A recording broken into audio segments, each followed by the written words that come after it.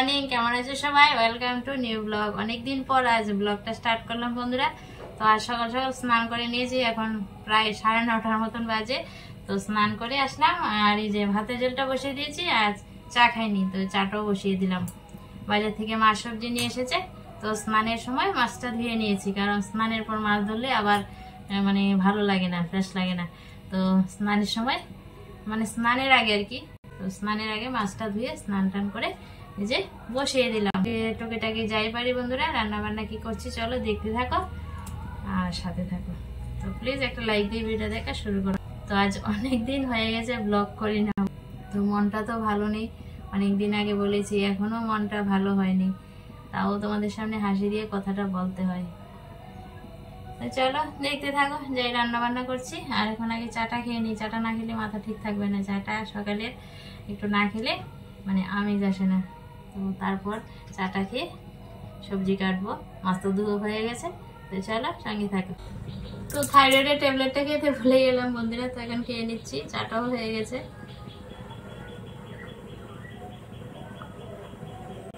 চাটা খাওয়ার 10 মিনিট আগে খেলে ভালো। মনে ছিল না, তো এখন খেয়ে নিলাম থাইরয়েডের ট্যাবলেটটা। মরণ বেদি ওষুধ বন্ধুরা, মরণের আগ পর্যন্ত এই থাইরয়েডের ট্যাবলেট খেয়ে যেতে হবে। তো অনেক সময় মনে থাকে না, কিন্তু তাতে করে তো রোগ সারবে না বলো।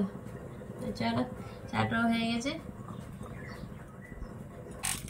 তো বন্ধুরা গুড ডে বিস্কিট নিয়েছি, চা হয়ে গেছে, চাটা খেয়ে নেব। এবছর আমাদের বাড়িতে আম নেই, অন্যদের বাড়িতে কিভাবে আম ধরেছে বন্ধুরা। আমাদের জানালা দিয়ে পাশের বাড়ির আমগুলি দেখা যাচ্ছে, জাস্ট লুকটি। এবছর আম নেই আমাদের। কালকে দুটা আম একজন থেকে মানে বলে আনলাম আর কি। তো একটা ছেলে আম পাড়ছিল, আমি বললাম আমাকে দুটো আম দাও ডাল খেতে, তো নিয়ে আসলাম। তো নিয়ে আসলাম আর কি, আজকে ডাল রান্না করবো।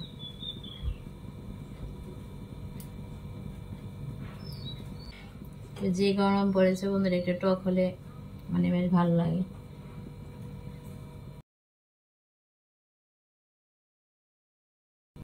বন্ধুরা দেখো, এই যে ছেলের জন্য পনির এনেছে, আর সবজির মধ্যে বেগুন, এই যে করলা আর ঝিঙে, আলু আর শুকনো লঙ্কা আনতে বলেছিলাম, এনেছে। আমাদের জন্য মাছ, এই যে মাছটা ধুয়ে নিয়ে আসলাম।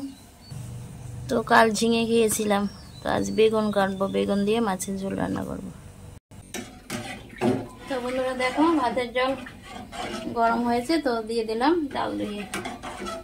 আর একদিকে ডালটাও সেটি দিয়ে নিয়েছি, এখন সম্বাদ দেবো।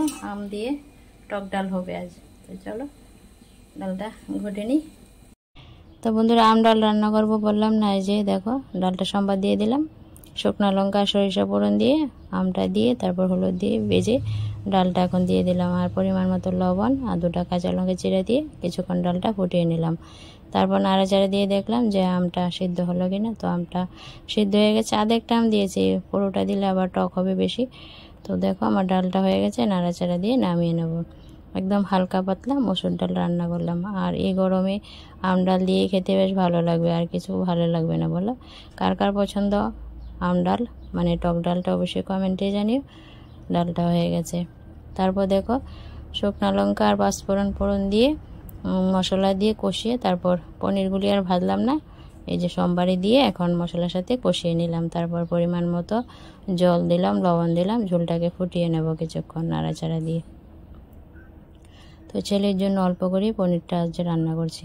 তো দেখো ভাজা আলুগুলিও দিয়ে দিলাম, দিয়ে নাড়াচাড়া দিয়ে আবারও কিছুক্ষণ ঝোলটা ফুটিয়ে নেব।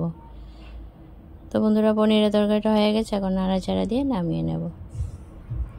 আলু দিয়ে হালকা পাতলা নিরামিষ পনিরের ঝোল হয়ে গেছে রান্না। এটা ছেলের জন্য রান্না হয়েছে। আর এখানে দেখো 2টা কইটা ছিল, অনেকে চিচিঙ্গা বলো, মাছের মাথা দিয়ে রান্না করছি।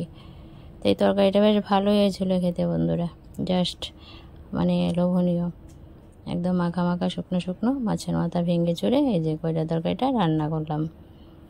তো হয়ে গেছে রান্নাবান্না প্রায়, এখন নাড়াচাড়া দিয়ে তরকারিটা নামিয়ে নেব। এই তো আমার রান্নাবান্না কমপ্লিট, কইটা তরকারিটা নামিয়ে নিয়েছি। আর কি রান্নাবান্না হলো চলো সেগুলি তোমাদের সাথে শেয়ার করা যাক। তো আজ রান্না করলাম আলু বেগুন দিয়ে মাছের ঝোল বন্ধুরা।